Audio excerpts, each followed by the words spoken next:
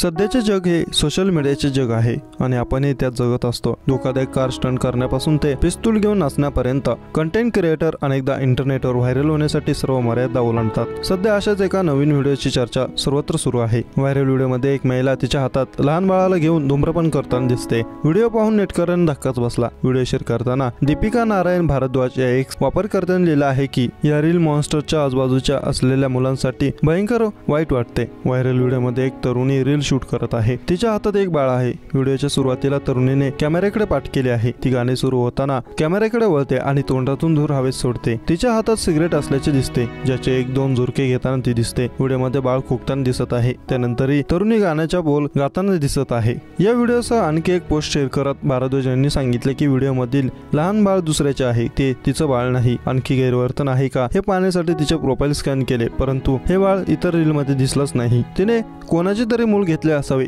तिचे सर्व व्हिडिओ फक्त स्मोकिंग बद्दल आहेत। 17 जून रोजी शेअर केलेल्या व्हिडिओला 7,98,000 पेक्षा जास्त व्ह्यूज मिळाले आणि त्या महिला विरोधात जोरदार प्रतिक्रिया उमटल्या आहेत। तेव्हा प्रतिक्रिया देताना एका वापरकर्त्याने म्हटले ती आजारी आहे आणि बाल शोषणाचा गुन्हा दाखल करणे आवश्यक आहे। दुसऱ्या वापरकर्त्याने टिप्पणी केली, मी असे म्हणू शकतो की हे तिचे बाळ नाही आणि तिला बाळ कसे पकडावे हे माहिती नाही। बाळालाही फारसे सुरक्षित वाटत नाही। आशा आहे की पालक आपल्या मुलांना अशा बेजबाबदारपणा लोकांना देणे थांबवतील।